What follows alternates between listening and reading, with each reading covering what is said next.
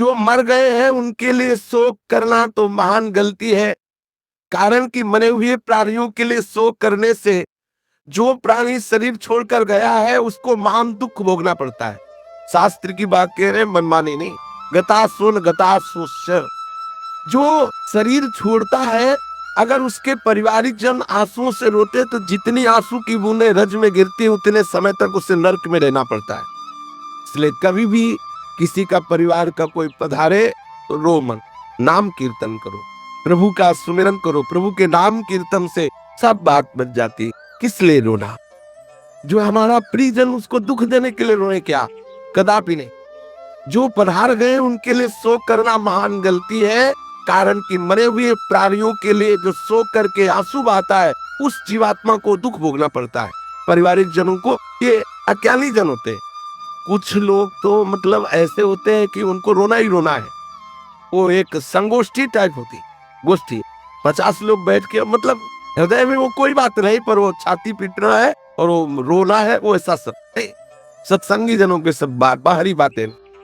वास्तविक आप अपनापन मानते हैं तो उसके लिए जप कीजिए, प्रियालाल से प्रार्थना कीजिए कि स्वामिनी जो आप कृपा करके इनको अपने चरणारविंद की सेवा में रखे।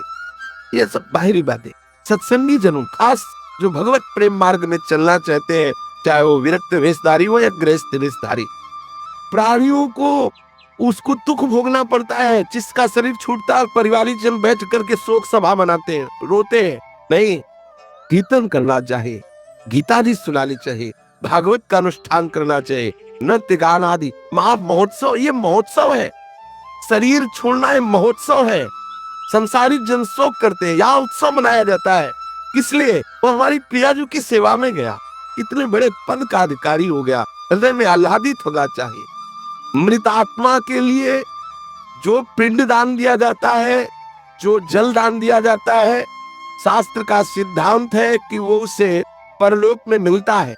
और जो पारिवारिक जन आंसू बहाते हैं, ऐसा करते हैं, इसलिए मास्तु बांधवैरमुक्तम प्रेतो भुंक्ते यतो वसः तस्मान रोदितव्यम ही क्रिया कार्यास्य शक्तिता।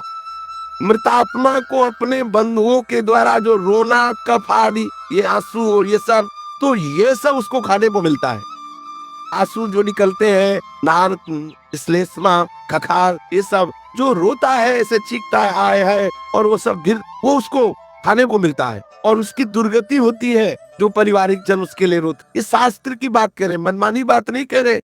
इसलिए भगवान कह रहे, गतासुन से नाम सोचन्ति पंडिता। मृतात्मा के लिए जो कफ और आंसू आदि बहाए जाते हैं, मृतात्मा को परवश होकर खाना पड़ता है।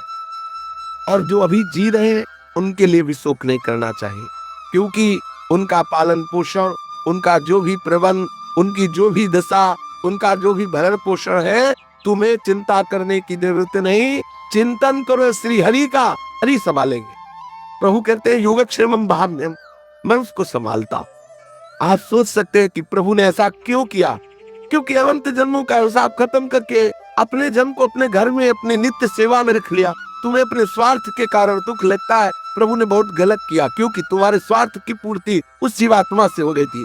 तुम्हें पता है कि पिछले जन्म में क्या था?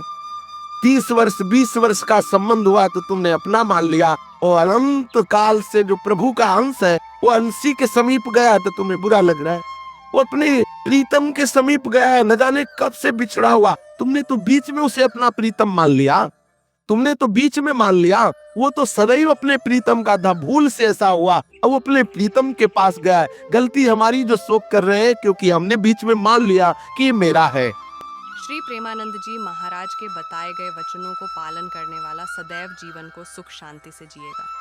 हम आप सबको उन्हीं के बताए गए संदेश पर चलना चाहिए, और आप इस चैनल को सब्सक्राइब अवश्य कर ले और वीडियो को लाइक भी कर दे। राधे राधे।